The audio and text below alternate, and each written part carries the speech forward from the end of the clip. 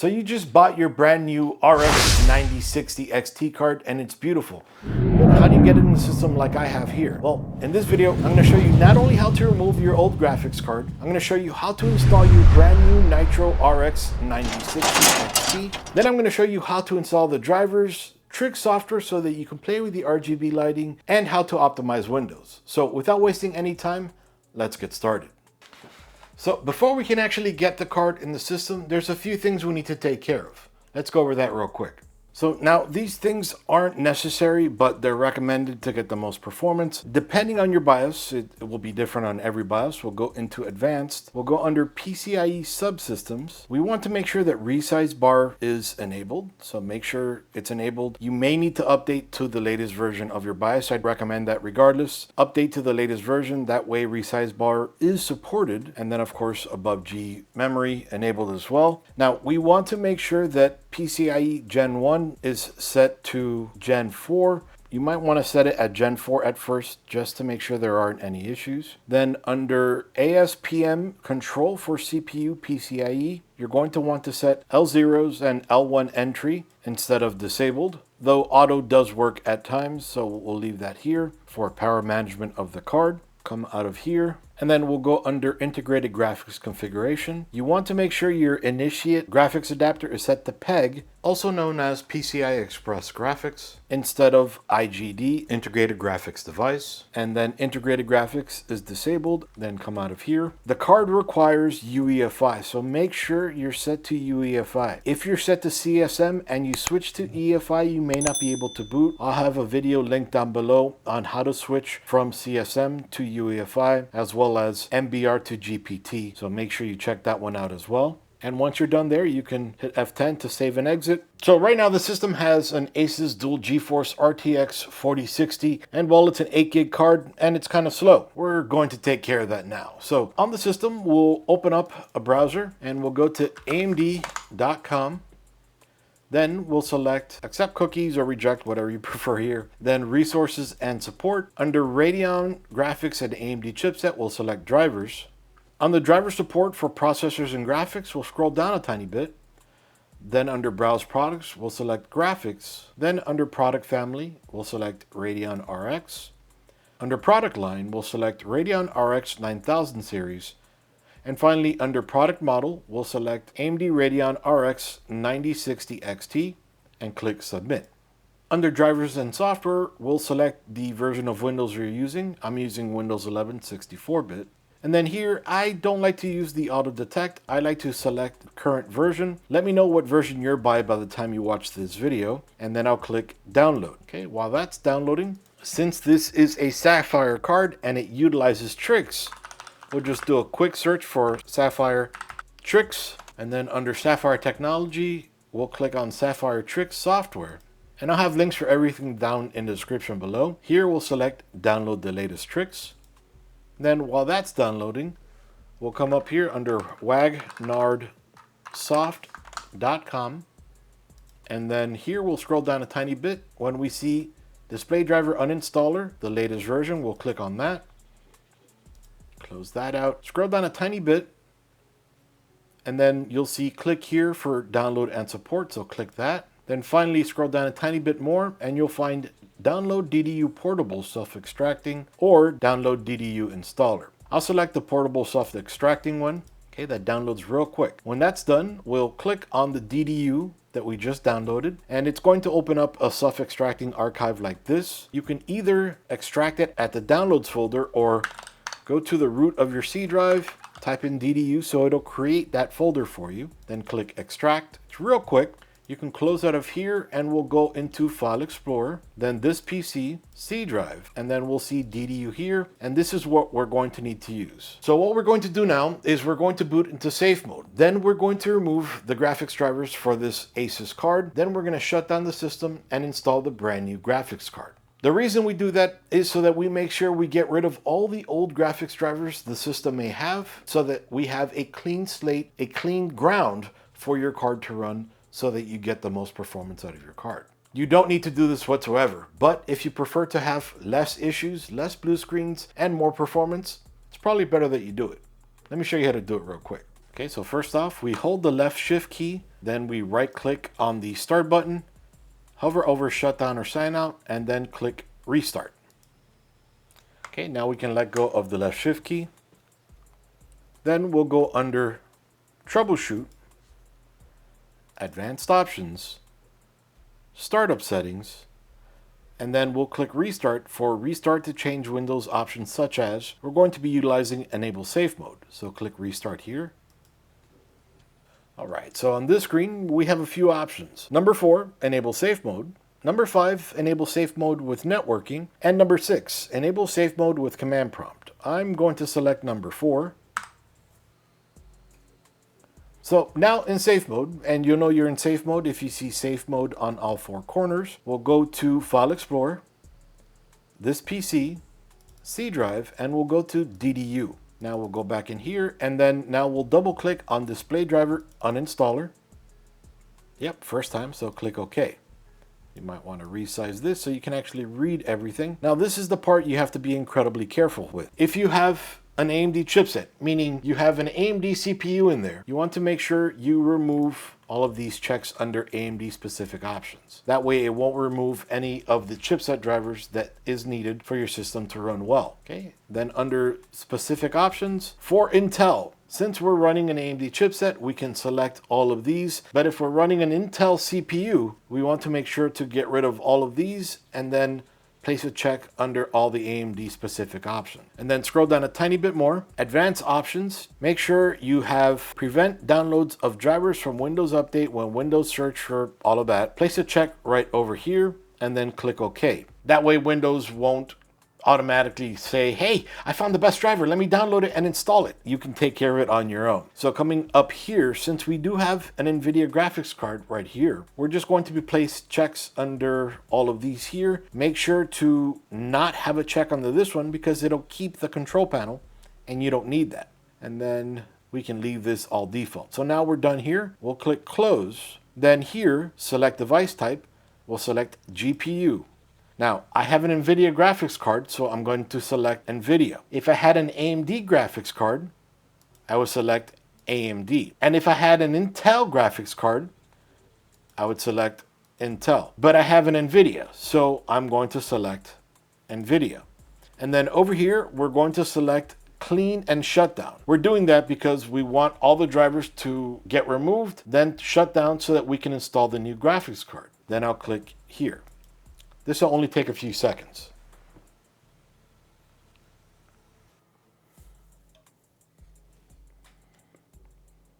Now, before you touch anything in the system, you need to make sure to get rid of all the ESD in your hand. Too much ESD, you can end up killing the card or killing anything in the system. So what we do in order to get rid of all the ESD is on the system itself, preferably a part that's not painted so that you could see more of the metal. In this case, we don't really have the option, but just put your hands here, just touch the case itself, the metal parts. That way you zap these parts, not these parts. And this is made to take care of the component itself. Then once you're done that, then you can touch anything inside the system. If you step away for a second, then come back, ground yourself again to make sure you don't zap anything. All right, now that the system is off, we're going to need to remove the PCIe cable that provides power to the card. Now, this one has the clip at the very top, so it's a little easier to see. Some have them at the bottom. So what you do with the clip is, you use your thumb to push this down. You'll notice this little lever goes up when you push this down. That releases the card from holding on to that little notch, and then we can easily pull it out. We'll need to use this on the next card, so just put it down for now. All right, so on the rear of the card, we'll want to make sure to remove the HDMI or the DP cable, whichever it may be. Then we'll unscrew the graphics card.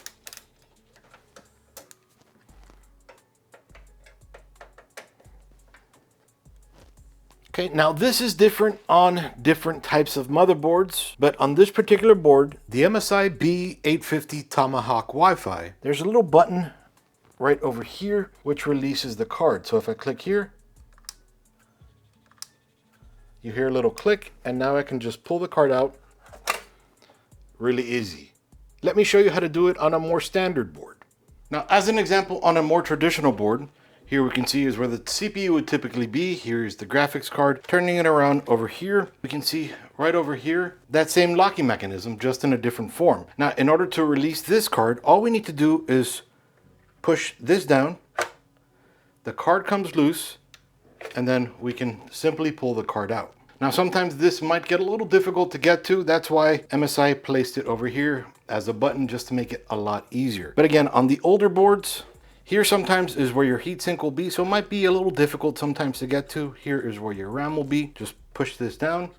Typically, there'll be a finger right over here. Push it down and just pull it out. All right, so pretty easy, right? So now, once we've removed this, so now we're ready to install the graphics card. But the graphics card has the ability to plug in an aRGB cable so that we can change the lighting. So let's install that real quick before we install the card. The aRGB cable is only needed if you want to control your aRGB lighting with the motherboard software, if your motherboard software supports it. If not, TRIXX can take care of the aRGB lighting itself.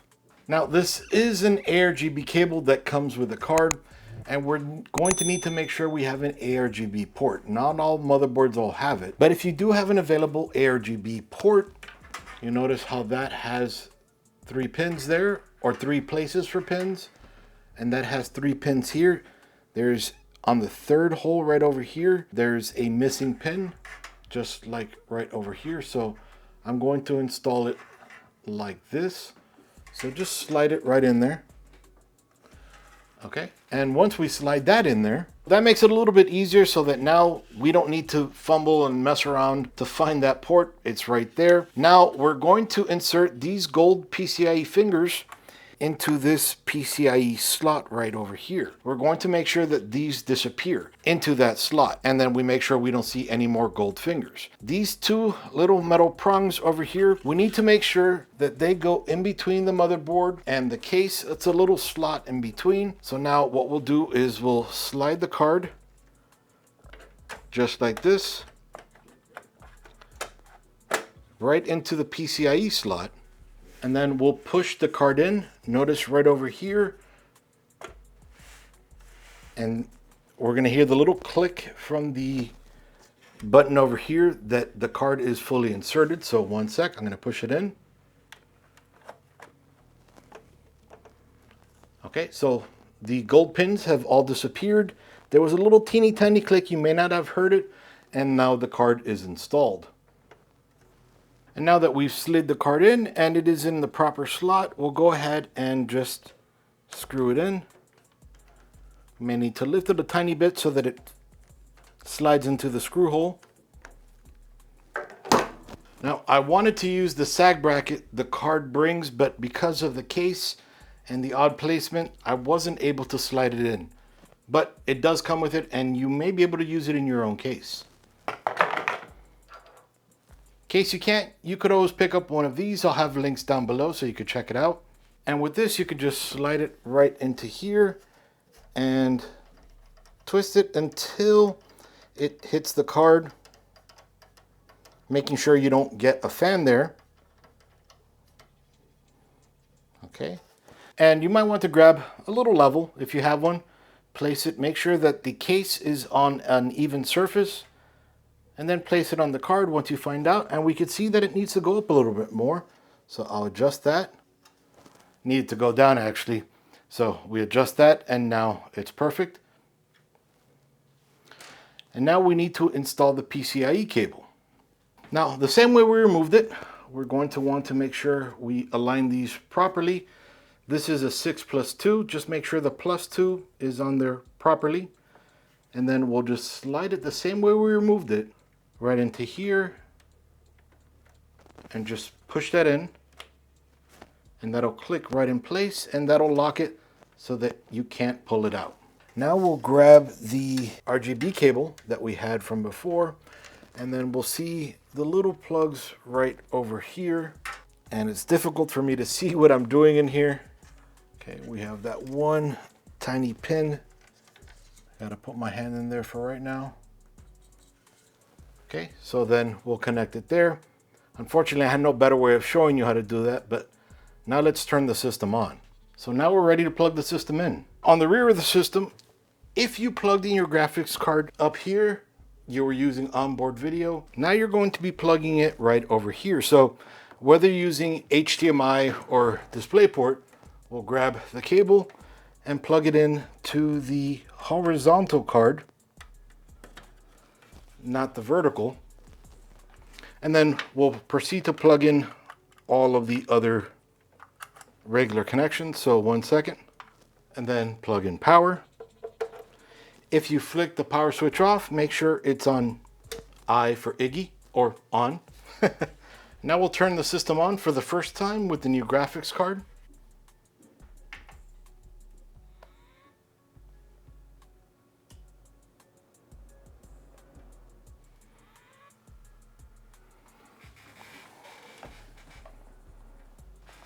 All right, so perfect. We've booted into Windows perfectly fine.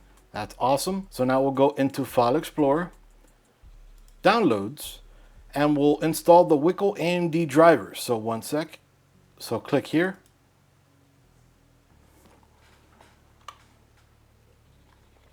Then here under Additional Options, we'll select Software Type, Default, then Factory Reset Options. Even though we cleared everything out with DDU, I like to give it a second go. And then if you'd like, you can either leave this checked to help them improve the drivers or uncheck it. I prefer unchecked. Then we'll go to Custom Install, just in case there's something we need to update. We're on the latest chipset, so we don't need to worry about that. Then we'll go to Accept and Install. So this won't take very long. 1 sec. And the screen will flicker. Okay, and this is my audio source for now, so select there. And let's go ahead and uncheck these for now. And then we'll click Close here, and we've installed the graphics drivers. So now I'm switching to recording from software rather than from the capture card. So I'm going to open up TRIXX, and so I'm going to copy it out of here by right-clicking on it, then copying, and now right-click and paste out in the open. Then I'm going to double-click on the software to install it. Now we can run it in portable mode, which means we don't need to install it, but it's best that we install it. So I'm going to click here, Begin Installation. 1 second. Click OK here. Next, next, and install. That was a quick install. So I'm going to skip this just for right now, but we'll come back to it. Just going to go over the card real quick. So I'll close out of here. Now I actually switched over to the software recording. So now we're going to right click on the background, and then we'll select Display Settings. Coming down over here, we'll scroll down to Advanced Display and we'll click there. Then under here, we'll see Dynamic Refresh Rate and choose a refresh rate. So here it'll be 59.9 or 60 or something. It'll never go to the max for some reason. So we'll just click here and we'll select the highest refresh rate our monitor supports. That way we get smoother frames. So we'll go over here, 120 Hertz. Yours may do more. Then we'll click Keep Changes. And then we'll close that up here. We'll right click again on the background, and then this time we'll select AMD Software Adrenal Edition. All right, once that loads, we'll skip this. We don't need to run that. And the Adrenaline software is awesome. It can do so much. HyperRX gets you a lot more performance out of your card. Then you can play your media or capture your media from here, take a screenshot, instant replay, instant GIF or GIF, I prefer GIF, record a video. I use this a lot. And then we have AI over here, game optimization here. We don't have any games installed right now. Then we can record and stream through here. Then here we can do a little performance monitoring, smart technology. Now if we click on the little gear here or the cog, okay, we have a bunch more options here, but what I'm focused on is on display here. I'm going to want to make sure, in case it's not, that AMD FreeSync Premium Pro is enabled. If your monitor supports G-Sync or FreeSync, it's always great to have this. It'll help a ton. So those two things alone will help you tons in performance on your system. And of course, you can always do a ton more, but that's just a basic there. So now if we close out of here and we'll click Start and we'll type in TRIXX, and we'll open up Sapphire TRIXX that we just installed. And then under dashboard, we can see all the information on the card, hardware monitor, monitoring all the hardware in my machine, TRIXX boost so that we can basically overclock the card. It's not really overclocking, it's playing more with the resolutions. It's actually incredibly great. Fan check health. This is awesome because it lets you find out if any of the fans on your card are bad. And then Nitro Glow. Nitro Glow is great because you can change all the RGB on the card, the speed, the colors, the brightness, everything here. Then runway, rainbow, serial, comet, audio visualization. If you have audio playing in the background, it'll light up with that.